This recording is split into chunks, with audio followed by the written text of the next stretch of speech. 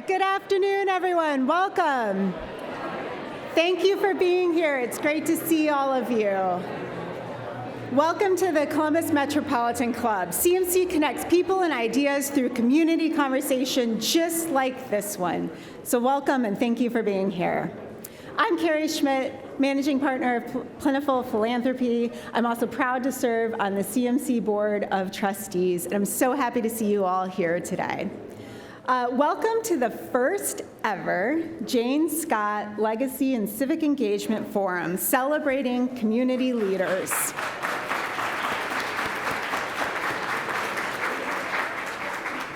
We're so pleased to kick off this amazing forum series. As many of you know, Jane was the president and CEO for CMC for 20 years, and this is a great opportunity to honor what she cared so deeply about. So thank you for being here for this.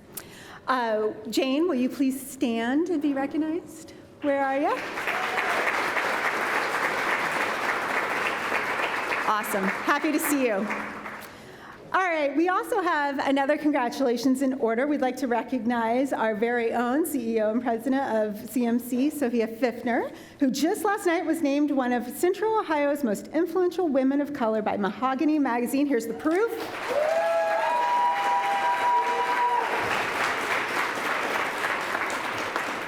Congratulations. All right, so we are so grateful to today's presenting sponsor, Nationwide, and thank you to today's many forum sponsors, the Columbus Landmarks Foundation, the Columbus Zoo and Aquarium, the Edwards Companies, Encova Insurance, Huntington, Smoot Construction, and the United Way of Central Ohio. We are also pleased to recognize our presenting sponsor for the live stream, the Center for Human Kindness at the Columbus Foundation, and our live stream partner, the Columbus Dispatch, and the Ellis for hosting us. Thank you, everyone.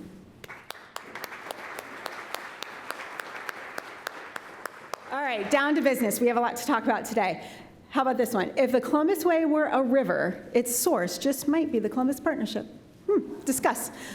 We will find out if that's true. So today we're thrilled to sit down with the Columbus Partnership's new CEO for an in-depth conversation on both his leadership style and his vision for the future.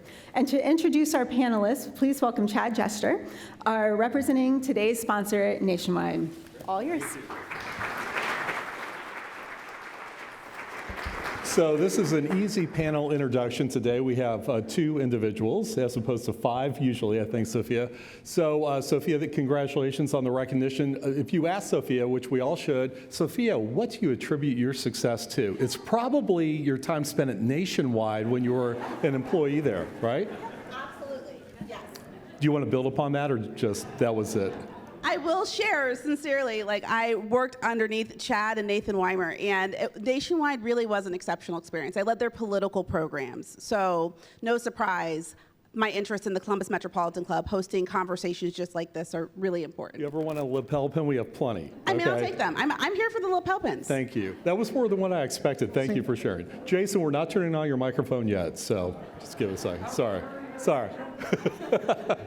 So Sophia is here to facilitate today's conversation with Jason Hall. We all know Sophia. Jason is new to the community, so this is a great opportunity for all of us to get to know him a little bit better. I think you'll tease out some of your background, where you came from, so I won't delve into that too much, but I will share a little bit about the partnership and Nationwide and the member companies of the partnership, why we think the partnership is so important, and Jason's leadership. So Nationwide was founded here in Columbus back in 1926. We're fast approaching 100 years next year. We've always been involved in the community, just like many wonderful businesses have been here in Central Ohio for years, decades, some even longer than we have at 100 years. That doesn't happen by chance. It happens with culture, values, commitment to community, engagement. All of our employees in Central Ohio, more than 10,000, live in Central Ohio.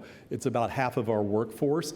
The same story can be told with many, many businesses here in town. So how do we take that collective impact of the business community and focus it on positive impact? The partnership is the place where that is happening. Of course, we have the Chamber of Commerce and other great entities as well, but we really are looking to the partnership, Jason and his team, to help guide that engagement for the business community. What I've noticed about Jason so far, from my interactions with him, is he's new to town, but he's embraced Columbus. So if you are guiding the river of the Columbus Way, my friend, we're all in kayaks paddling along, right? So guide us in the right direction. But we want the business community to be engaged. It's better if we speak with one voice, right? So we can be fragmented with our different industries if we aren't speaking with one voice. And the table that Jason and his team creates for our CEOs is the place where that conversation happens. But it starts with learning. And again, going back to Jason's attributes, I've really noticed how he is in learning mode consistently. He's bringing to the table a lot of humility, being new to our community, but also tremendous skill sets that we can all lean into, embrace, and encourage him to work on our collective behalf for success of the community. So we're excited for this conversation today. Sophia and Jason, leave it to you guys. Thank you. Wonderful.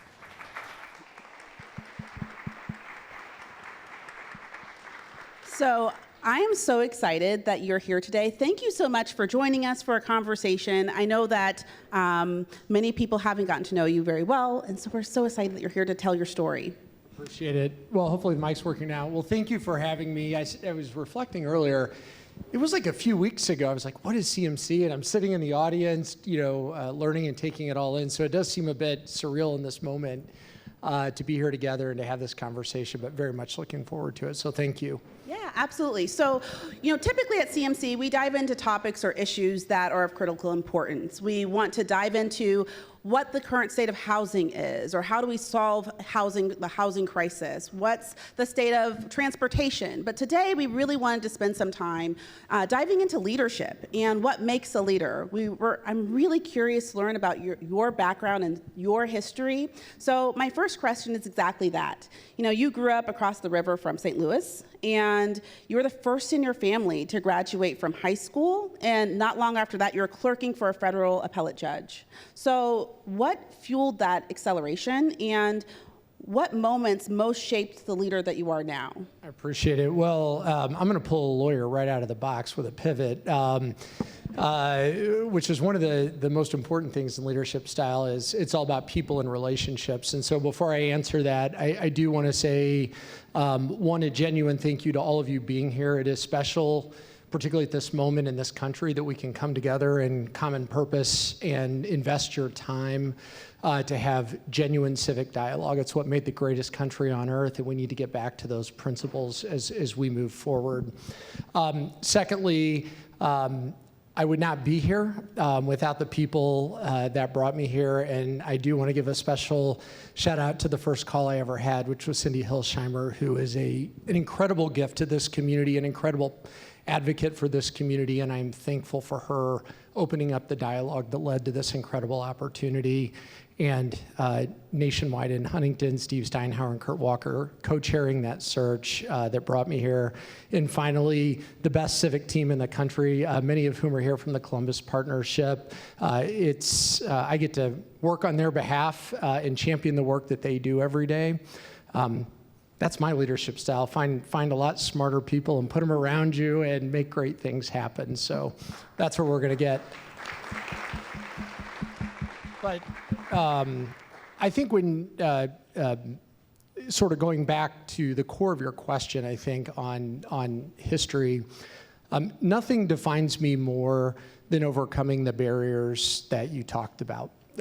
Sometimes people look at you in life and say, oh, well, you're now the CEO of a civic organization, a leader in the community. Those are things that would have been unthinkable to me. And I would never have crossed that high school graduation stage or got that college degree and be the first in my family to do something like that without a team around me and people that took a chance when they didn't have to. And so I always said when I was a young child, like if I ever have a chance and I'm ever in that spot, I'm not going to forget where I came from, and I'm not going to forget to pay it forward. And I think it has fundamentally shaped my view on leadership, particular leadership around an economy, which I think is the defining issue in this country right now, at the source of so many issues we need to resolve, that I would work to make sure barriers are reduced, tables are bigger, conversation is real, and we're going to bring people together in common cause and common purpose to make a more perfect country or community. And overcoming that and going through that with people 100% motivates everything that I do. And I just want to make sure that every kid, no matter what their background or what zip code they're from, has the same access to a good education and a great economic opportunity as I did, because I think it's what makes our community and country stronger. Thank you so much. I'm curious, you mentioned that there was a team around you. And by team, I'm not necessarily thinking of a sports team, but who was part of that team? Was there an aha moment that, a father figure, a teacher, a person that was like, I see potential in you? And if so, who was that? Yeah, I think life is a lot of those moments, and I think I would probably be doing a genuine disservice to anyone. There is one, though, like really, really early. I mean, I think I was in like the second grade or something, and it was an elementary school teacher that said, I think you need to be in this program for gifted kids. And that has always stuck with me. You don't remember all the specifics, but it's the first time where you don't think of yourself that way until somebody else sees it in you. And it's an important reminder probably to all of us. If we see something in somebody else every day, you may be changing their life with your words, positively or negatively, which is an important thing to keep in mind as well. But you have the power to do that, and especially for our kids and our youth, because it opened up for me a world I didn't even know existed. You mentioned that this is a really pivotal time, and I think that we can all agree. Every week, regardless of the panel, there is a key theme that keeps on resurging, which is uncertainty, right? We're living in this time of deep civic challenges, polarization, disconnection. I'm curious, what does leadership mean to you right now? I think there's a lot of styles of leadership that we can see both nationally, internationally, and here locally. So what does that mean to you right now, and specifically in this moment of civic challenge and opportunity? Yeah, look, I'm pretty simple in that regard. I think one, you approach with curiosity. There's a lot of things you don't know. Don't make assumptions. Try to seek to understand first. Genuinely bring people together. You want different perspectives around you to try to find the truth or at least the right direction on that. I think it's okay to be bold. I think it's important to be bold, and that is important as well. And I think at this moment, and we see this in the country, people are going through a lot of angst, a lot of pressure. A lot of that is economic. We used to go through these big, massive events like once every other generation. It feels like we're going through one every decade. And just the pace of change is a lot for people in the world to absorb. And for people that have faced barriers, that stress is even higher, I think. There are people that are going to step up and try to exploit that for bad reasons and for selfish gain. I think it's exactly at that time that civic-oriented leadership, people that are trying to move society, community forward, we need to step up. It is easy to find a camp. It is easy to go to extremes in any one debate because it will get covered. It plays better on social media than common sense. That's the world we live in. All the more reason that all of us that are committed to a civic society, which means give and take, which means listening, which means not getting your way 100% of the time, which means not saying something to score a point, but to try to move an idea forward. Kind of those basic principles, that is who I am. And I believe that is deeply where our country and community need to keep going. So I'm a little biased because I think Columbus is an exceptional community. And by exceptional, I'm not saying that Columbus is perfect, right? But we have something that's really special here. Even thinking about the people who are in this room, the different sectors that are represented, we have this idea of civic collaboration. We have this organization that hosts conversations like this. And you've even said that Columbus is a model that you study that has, your quote, civic act together. So thank you, Columbus. Way to go, right? No, I think this is weird. And, when you're going through a search process like this, people are always like, does he really mean that? Or is he just making that up? But I genuinely and honestly had studied this community intensively for the body of work that I had done in St. Louis prior to getting here. I literally had a file on Columbus with marked up documents on the history of civic leadership and what this community had done, and it truly was inspiring and deeply a national model. Nothing's perfect, and perfect isn't the standard. The question is it better than the alternative? And the answer here is undeniably yes. And think about it. It's produced extraordinary outcomes. We're the fastest growing large metro in the United States right now in the Midwest. Fastest growing. We've got the two largest historic jobs projects, whether measured by capital investment or jobs, in the history of the state of Ohio, and they're both got shovels in the ground right now. I mean, this is an extraordinary moment. If you go back and look at what civic leaders, particularly in the economy space, were working on 20 years ago, that was an unthinkable set of outcomes. Unthinkable set of outcomes. They were worried about wage stagnation, population stagnation, not enough industry diversification. Oh, we're at the kid table compared to Cincinnati and Cleveland or something. We're now the largest city in the state of Ohio. I mean, this is extraordinary what has been achieved. And I think that's a reminder, culture is our superpower. It is, yes, we've got to have initiatives and projects and programs, and all of those are very important. But to achieve the unthinkable, kind of this heartland miracle that is played out in Columbus right now, I think is deeply attributed to the culture and deeply rooted in the Columbus way. And I think it's up to all of us now, as we're in seats of influence, personal influence, of institutional influence, to carry those values forward in anything that is imperfect about them today, get up every day to make them even more perfect. And it has gotten us this far, but it is going to be up to us now to figure out where we take that from here and to live those. I will tell you, coming from a community and other cities that I have worked in, so much time and energy is expended just to get to where the Columbus way starts in every conversation I have been in this community every single day with Mayor Ginther, with other public sector leaders here. Governor DeWine literally had a handwritten note on my desk the day I walked into the job, and I was like, this is real. And what I have experienced, not even being here 100 days yet, in conversations big and small, that culturally influences. It is better than what I expected. And rarely do you get to say that about something. And I just, sometimes for those of us that have lived here a lot longer, we may look at our flaws more than our strengths. That's normal, by the way. We all do that as people. But I will tell you with fresh eyes, but somebody who had studied this pretty deeply, it is so special.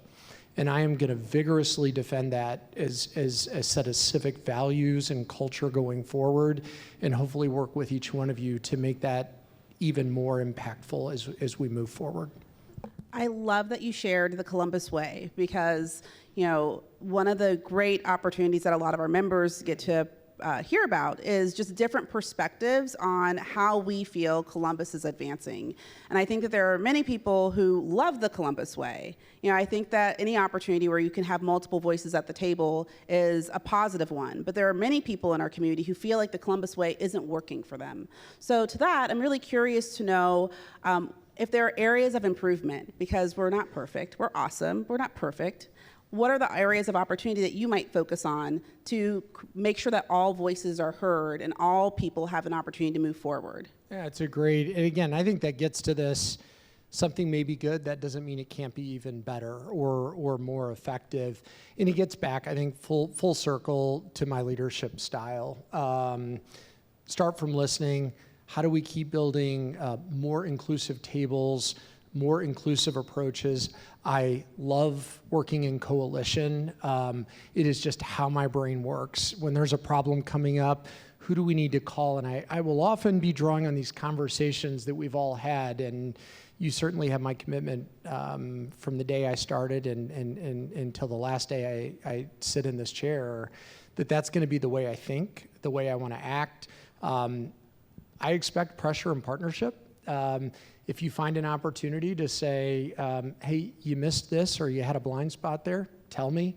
We're all people, and we can all get better, and it's going to take all of us truly to make that happen. But my style is going to be to build that bigger tent and build those powerful coalitions and draw on the full strength of our community and that civic culture that we have to be even bigger and more impactful in the future.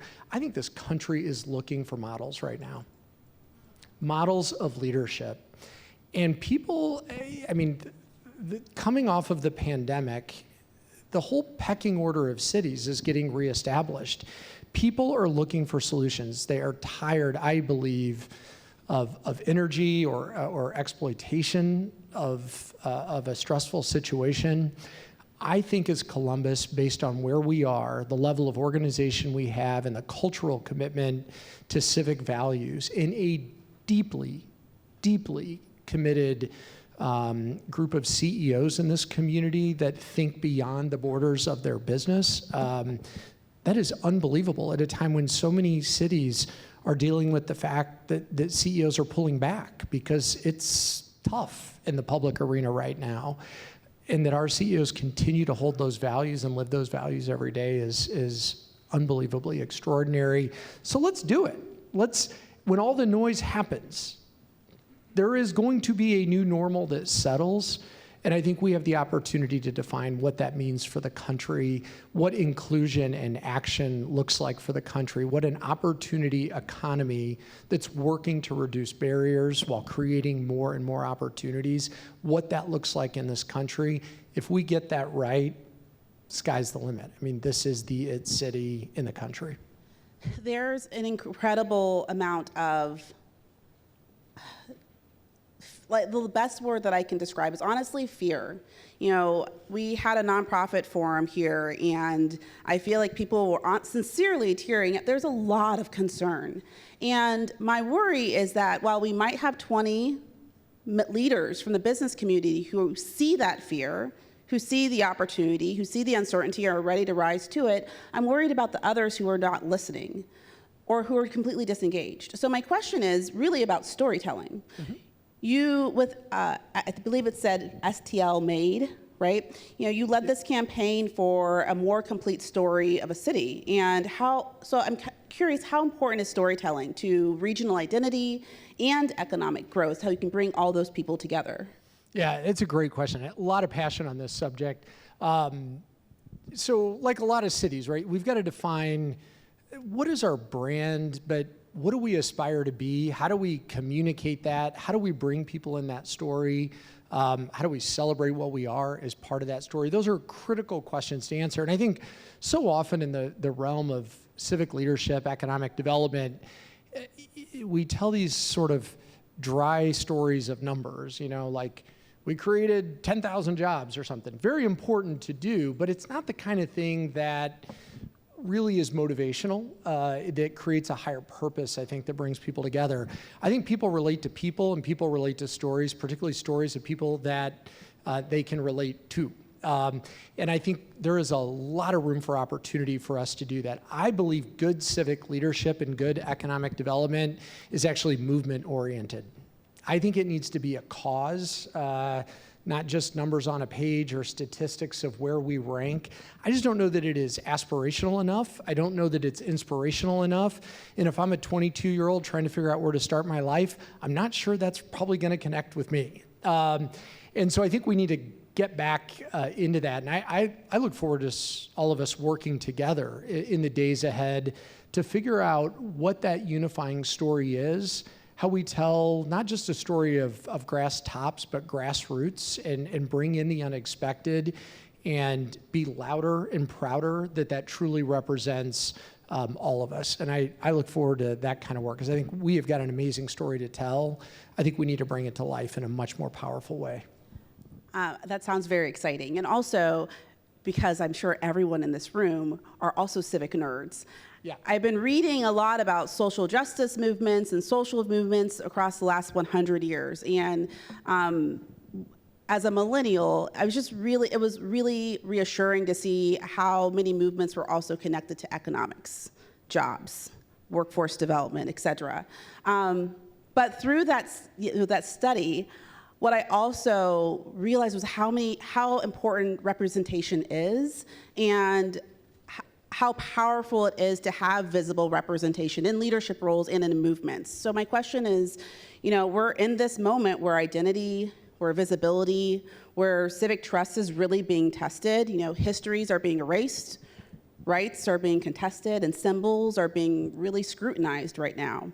And as Missouri's first openly gay cabinet official, you've walked an incredibly tightrope on leading authentically. And so how has your identity shaped how you build trust? And especially when trust is so hard won? Yeah, no, it is important. I mean, we're going to move at the speed of trust in this community, which means we have to have relationship, shared experiences together. All of that, those aren't just platitudes. Those really mean something to me, and it's critical.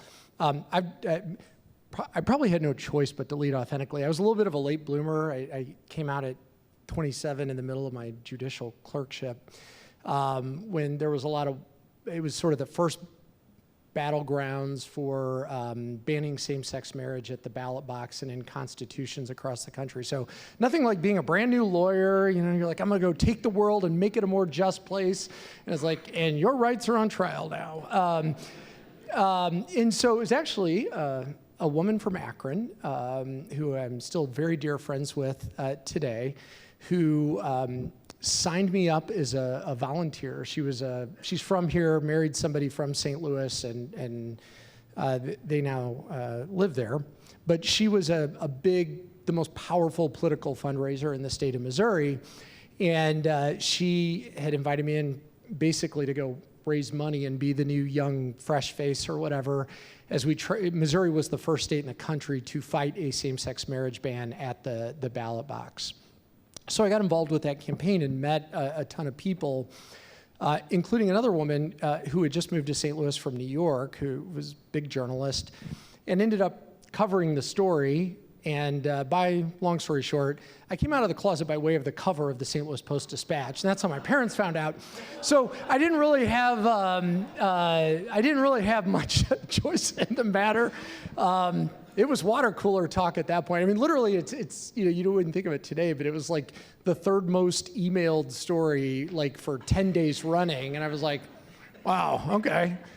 But you live your authentic self, and I remember, and it's an important reminder for all of us in leadership, the global chairman of the law firm that I was working for, Brian Cave, sent an email out to everybody and said, we encourage our associates to get involved, and when they get involved, we want them to have leadership positions, and we applaud Jason for doing that. And I thought that made it safe, because I was like literally scared to go into work the next day, because I had worked, some more conservative-leaning people, and I'd heard comments, so pretty vulnerable at that point. And then think about my background. It was the first one that I said I was probably making more money than anyone in my family combined at that particular job, and that was powerful. From that, though, you meet a lot of people, meet a lot of friends, and the woman that was the fundraiser that volunteered for the campaign, she was also the Attorney General and Governor's national fundraiser. Through her, I built a relationship with the Attorney General, who became the last Democrat to serve as a governor of Missouri. And in his first term, on the merits, I guess he would say, installed me as his cabinet secretary for economic development. And if you remember, that was in the 2010-11 timeframe. What was the big issue in the country? We're just coming out of a global recession. The economy and that cabinet spot was in the spotlight every day. It was a bold choice for the governor. And that ripped that Band-Aid off. There had never been an openly gay cabinet official in Missouri. I will say, though, you learn a lot. I held the full rank cabinet position for 30 days. There was a senator who put a hold on my final confirmation, would not meet with me, and it was clear what was going on. And there was a lot of behind-the-scenes horse trading as those things happen. So as a consequence, in Missouri, there's a weird provision. If you're not you're holding the full rank cabinet position, but if you're not confirmed within a 30-day time frame, you're barred for life from ever holding the post. And I had also been one of the youngest people in Missouri ever to hold a cabinet spot. I was in my 30s. So anyway, long story short, that came out. It is what it is. But I said, look, the governor said, I'm going to put an acting in the cabinet. I'll put you in the number 2 spot. You're going to lead like you're in the number 1 spot, and that doesn't need a confirmation, and we're going to move on. And that's exactly what happened. And, so I know what it's like to feel discrimination in a job in a very public way. That was hard to take, but you don't stop. You learn something. You don't become negative, you move forward, and just said, I hope it's easier for the next person that comes along. Didn't stop my career, here I am, so. And we're glad that you're here.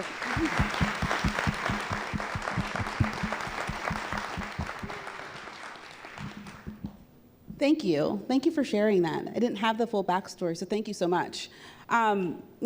At the CMC, we think a lot about what it means to show up as a leader, especially in public spaces with the work that we do, the conversations that we're having. Sometimes I think about my own journey. I'm the daughter of immigrants. My first job was working on Capitol Hill for a Republican. I'm really passionate about gender equity. There's layers to every single person who's in a leadership position. And I get a lot of feedback, from the pants that I choose to wear. If I wear sneakers at the CMC, it becomes a thing that people are talking, you can wear sneakers to the CMC? Yes, you can wear whatever you want. This is about conversation. Somebody made some comments about one time when I wore jeans, and I was like, seriously? You can come in your pajamas. I just want you to be here and be part of the conversation. I'm speaking about clothes, though, for a very specific reason. And I want to be really thoughtful about my question to you, because I know that at a few public events, you've worn a pen specifically representing the flag of Israel. And I think that shows a layer of leadership and identity that I would love to know a little bit more about. So can you share a little bit more about what that pen represents to you? Yeah, absolutely. So I do. I wear different versions of it. I also give them away to anybody that wants them. I keep a good supply. But I think, go back to the story we were just talking about, because it'll start to make a lot more sense then. But I put the flag on right after the October invasion by Hamas into Israel. And I saw, at the time, obviously, I was leading in St. Louis, so many of our Jewish leaders, Jewish community, were under attack. There was a rise of anti-Semitism around the world. And it was interesting to me, and I thought a lot about this, because I remember what it was like as a young person, again, coming out, fighting on that campaign to just not be barred from getting married in the Constitution. I remember what it was like, and I remember the power of having allies that had no personal stake in the fight, but chose to stand up even when it was really inconvenient. And I think as we saw politically in St. Louis, there was a public official who was one of the first to sort of publicly tweet out from the river to the sea, which many people, I think, properly interpreted as a very anti-Semitic statement. And so feeling what that was like and seeing what Jewish leaders were going through, or any underrepresented population facing a threat like that, facing hate, I said, well, the one thing I can do is what people did for me, and that is I can be an ally. And I think it's important, as we all work on issues like that together, the importance of allies. So I said, as a reminder, there are people that are still being held hostage today.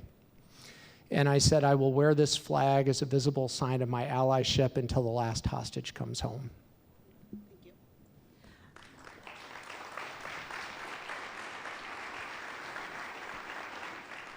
There's so many layers to you, and I really appreciate everything that you shared. I think it's really important that, especially in civic spaces, that we have these conversations where we can understand all the things that make a leader move forward, right? And in your role, you have a really critical role in the economic health and viability of this region.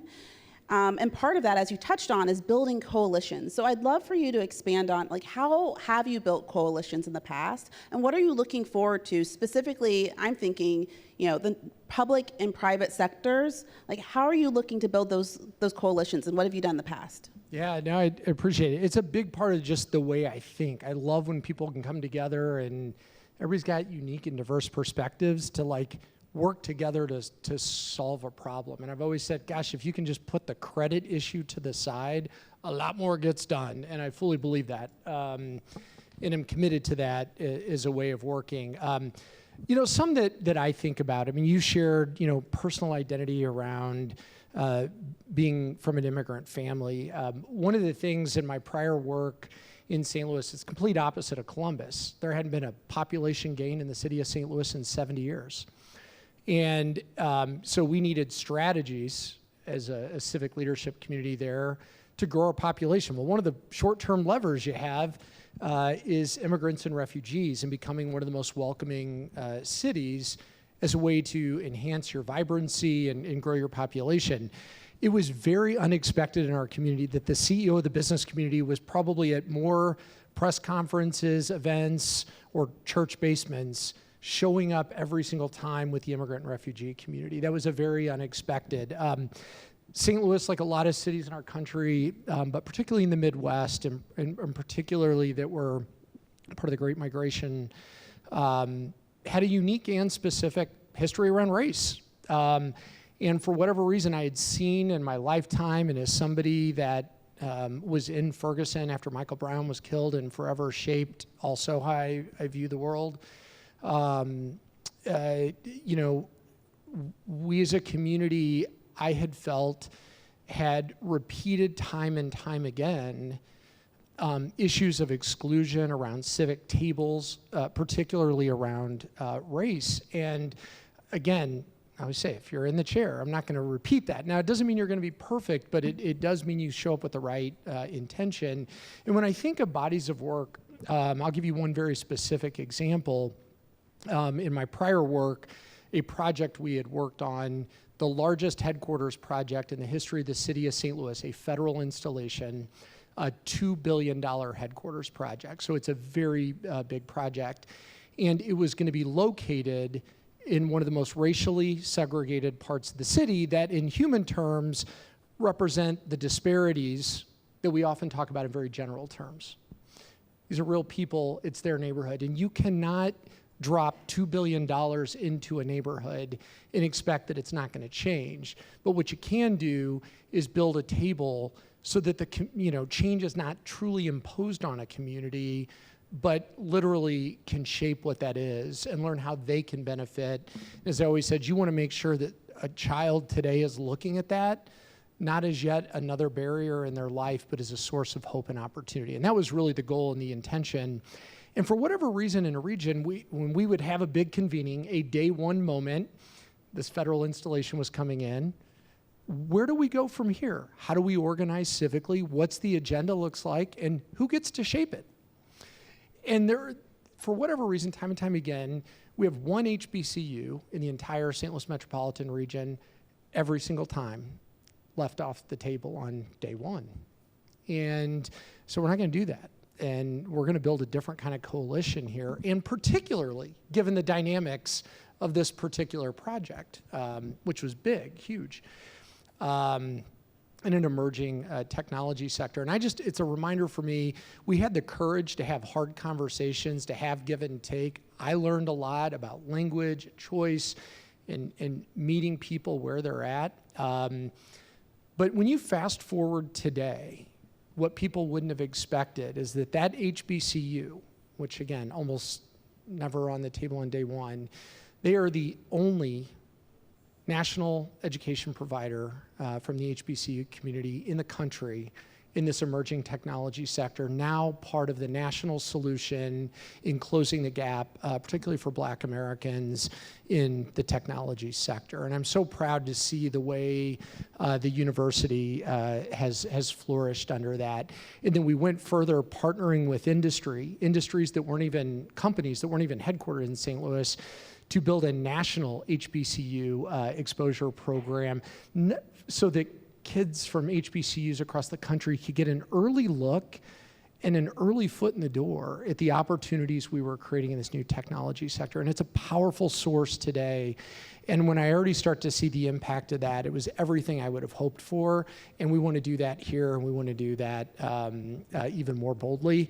It's one example of many. The other one I'll mention, Build Back Better, if everybody remembers that, big national competition. Well, when St. Louis historically took these kinds of projects on, it was like a circular firing squad, the anti-Columbus way, right? Everybody put their own application in, competed with each other to the detriment of losing. So not only did we rally the region through coalition building to get one proposal, and we didn't have a senator from West Virginia, and we still won. Not only that, we had built the first inclusion-focused economic agenda that any region in the United States had coming out of the pandemic, when real money was on the line. Real money was on the line. We put a coalition together that said if our values mean anything, they must stand up when there's real dollars and real zeros in the equation. And we centered the most racially segregated part of St. Louis that had often been left behind for investment and opportunity, and said, that's going to be the center of our proposal, bringing economic hope and economic opportunity, and we won.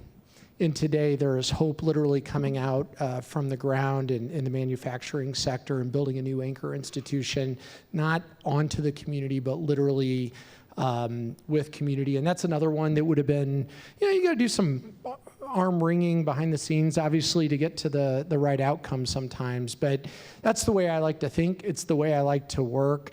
And because of that, Build Back Better, our HBCU, single largest competitive grant the university has ever secured, made sure the HBCU was part of that as well. And now there is a new first Center for Innovation and Entrepreneurship, which is real critical to creating economic opportunity to close gaps in our country. That was able to come out of the ground as well because of that. So that's the kind of power of coalition building.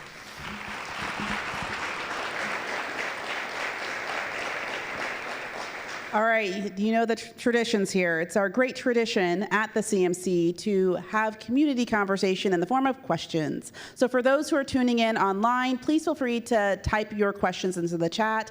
Additionally, for those in the room, if you have questions, feel free to stand up and walk towards the back. I do have one more question for you as people are getting situated. You know, Columbus is great for studies. We like to do a lot of studies and a lot of research and a lot of talking. We talk all the time here.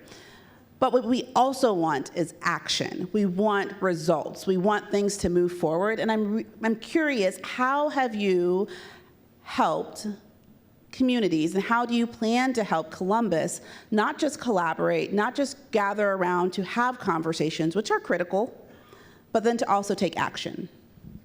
Yeah, it's just, I think you lead by example on that. We only have so many days on this earth and only so many days in the seats that we have. Let's make the most of them. And I think if we remember, economic development is not about reports and studies. At the end of the day, it's about real people's lives. So literally think with urgency about the world of possibilities that we can usher in, and remember why we're doing the work. Remember the purpose. It's not to talk in technical jargon terms. It's to change real people's lives. And I think when you do that, you lead with action, you lead with results. You got to be thoughtful, and sometimes you do have to go slow to go fast.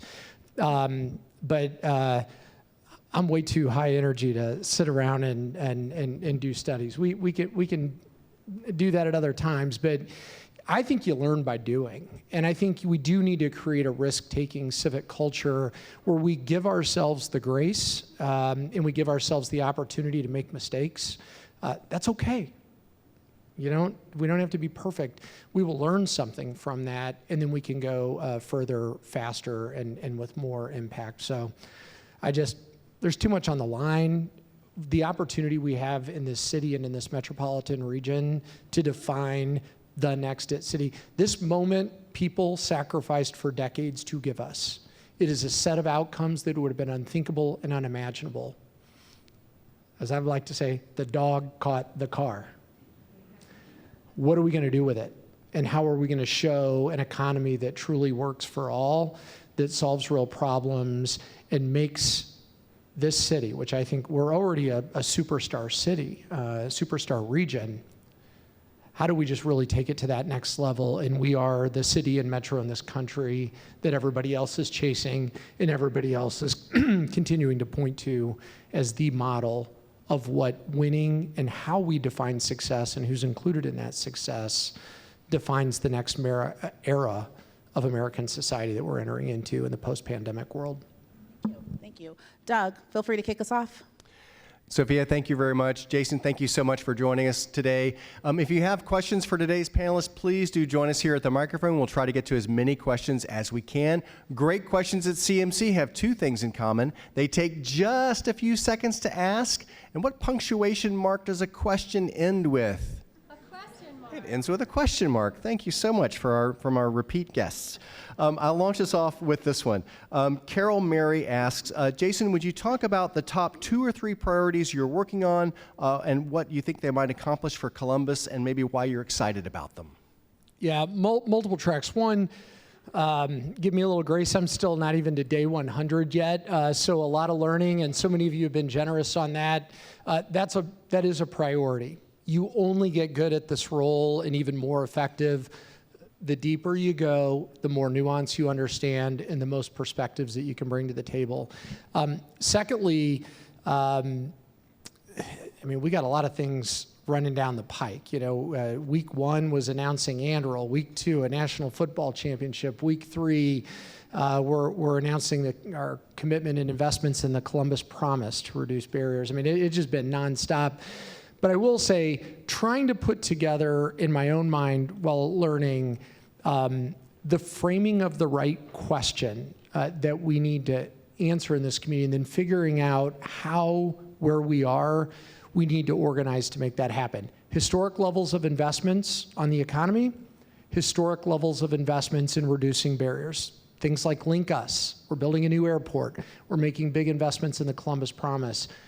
That is a lot at once, and trying to figure out how we do that in the most impactful way in partnership and with partners has been at the top of my list because we don't have a day to waste. Hi, Jason. Thank you for being with us today. I'm Karen Huff Majidzadeh, and I'm the founder and CEO of Improv Edge and the vice chair of the Columbus Association for the Performing Arts. So I've been hearing a lot and talking and listening to a lot of economists, tariff and tax specialists, et cetera. And one of the main things, one of the best pieces of advice I feel that they come out with is scenario planning. Really encouraging every business, large and small, to scenario plan, which could be a very difficult situation and also maybe something great, like what happens if you get a client that's twice as big as anything you've ever seen before, right? That's what we all hope. But I was thinking a lot about Sophia's comment on fear, and I wonder if you and the partnership are doing any scenario planning and what that looks like. Thank you. Yeah, no, lots of scenarios going on, and it seems like it may be different by the end of lunch at this point. But yeah, I think it's safe to say on many fronts, this is like in businesses, you got tariffs on one day, tariffs off by the end of the day. There's a lot of uncertainty and volatility. So obviously, scenario planning for that every day. Secondly, like not lost on me, we've got, I would say particularly for our nonprofit and health and human services sector in this community right now, you've got this confluence of unhelpful forces with ARPA dollars and other one-time sources rolling off at a time when we have a particularly high need in our community. And it is a lot right now. Trying to figure out what avenues we can all open up together, what innovation do we need to bring to the market, and some of that is literally talking directly with relevant stakeholders on that.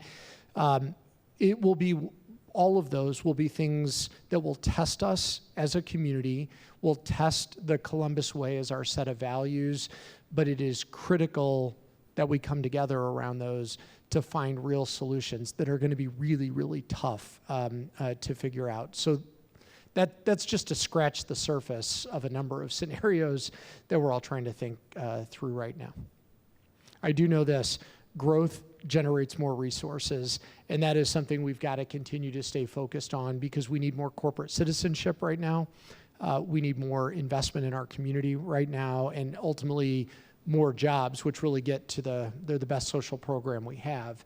So we need to open those up as long as they're accessible to everyone.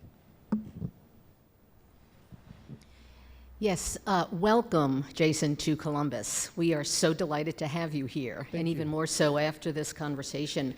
I'm Margie Pizzuti, and I'm the retired CEO of Goodwill Columbus. And I focused on, thank you for mentioning the health and human services sector, because that was what my question was about. We are very delighted to have and fortunate to have the Human Service Chamber of Franklin County in our community, a national model. I am humbly and proudly one of the founders back in 2010. We've grown from 15, 20 members to 250, large and small. And as you suggest, we have an opportunity, and you do too, because you've got an organization that speaks with one voice on behalf of this sector, because we want to have a seat at the table, and we've gotten really good at doing that. So tell me what your thoughts are, if it adds upon what you just said, about how you may want to engage with this force in the community through the work of the Human Service Chamber. That's great, and really the work's underway. I'm deeply appreciative. Within my very first couple of weeks, Kurt Walker and Chad Jester convened some key stakeholders in that sector, big enough to give me some broad perspective, small enough that I could actually learn from and engage on so that I could start to get a handle on the issue. In my experience and prior work, look, nonprofits are businesses too. Your tax status doesn't change the fact that you're an employer, you're in a business, critical to the success of our community, and our values are defined by how we take care of our most vulnerable during their most vulnerable. So it is going to be one. I will not pretend to know the answers, and I will not give you that. I think it is going to take all of us working together to say, how are we probably going to have to innovate at a time when resources are there? We've got some key members of our team working on community information exchange, which could bring technology solutions to help innovate in the area of delivery and impact in cost-effective ways. All options are going to have to be on the table, but from my point of view, you're important businesses in this community. We've got to have a relationship. We got to know each other. And most importantly, we're going to have to find common ground and common sense. Again, we are blessed, I will say this though, to be in a community, even under those circumstances, with the level of generosity that we have. I mean, what Nationwide does in this community, I always knew Nationwide is like one of the great American brands, and everybody knows Nationwide is on your side, and it was one of the first things I looked at when I was looking at Columbus. And as I learned more about how much that company does here under Chad's leadership and others, with an incredible amount of humility, it's unbelievable, inspiring, and I think the more we hold that up and ask others to come into this and be a part of civic-minded leadership to invest back is also part of the answer, is bringing more people under the tent that follow the leadership of some of our great corporations here.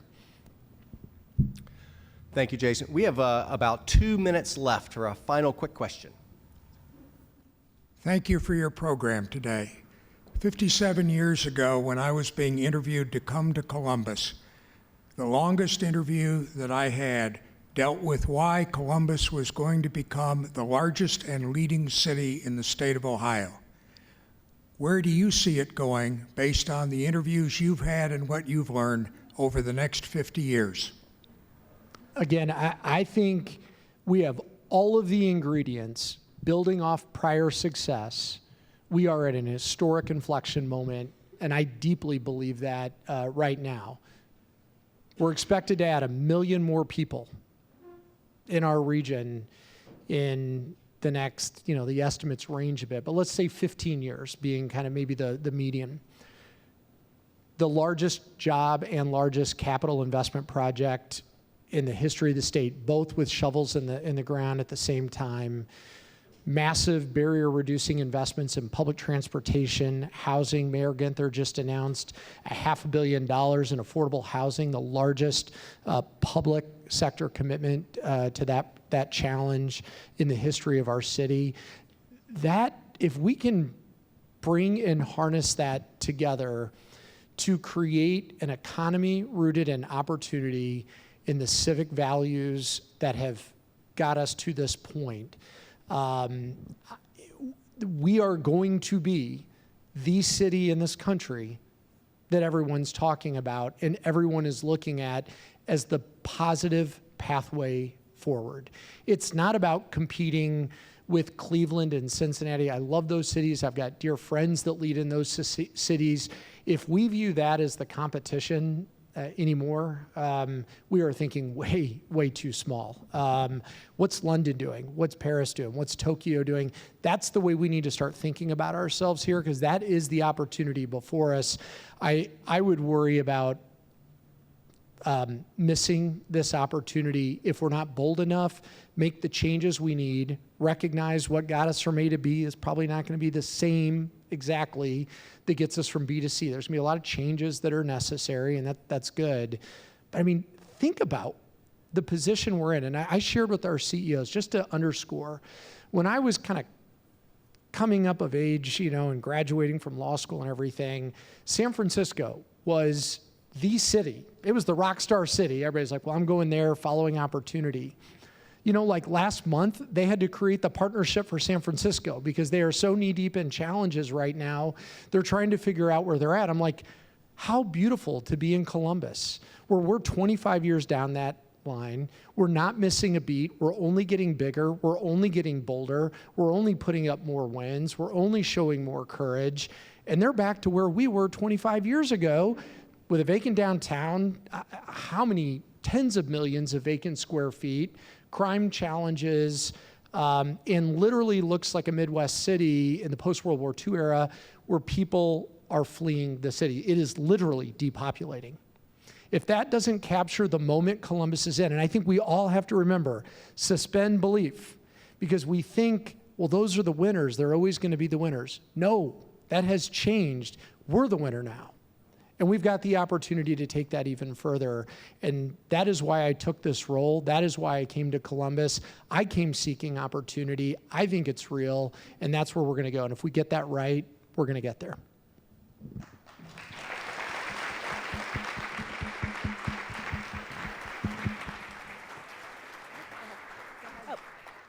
All right, Jason, thank you so much. This was an absolutely wonderful conversation. I believe that Carrie's going to take us home, but let's give Jason one more round of applause. Wonderful. Thank you so much. Thank you for being here today, and for everyone on live stream, thank you for joining us. Thank you to the Jane Scott Legacy and Civic Engagement Fund. What a start for that. And our presenting sponsor, Nationwide, through our other sponsors as well, Columbus Landmarks Foundation, the Columbus Zoo and Aquarium, Edwards Companies, Encova Insurance, Huntington, Smoot Construction, the United Way of Central Ohio. We are also grateful to our presenting sponsor of our live stream, the Center for Human Kindness at the Columbus Foundation, the Columbus Dispatch, our live stream partner, and the Ellis for hosting us. A very special appreciation to our panelists today. Thank you so much. All right, we'll be here again next Wednesday. Please come back. Next week, we are discussing the bioscience breakthroughs that are saving lives in Central Ohio. It's part of the COSI Science Festival. Thank you.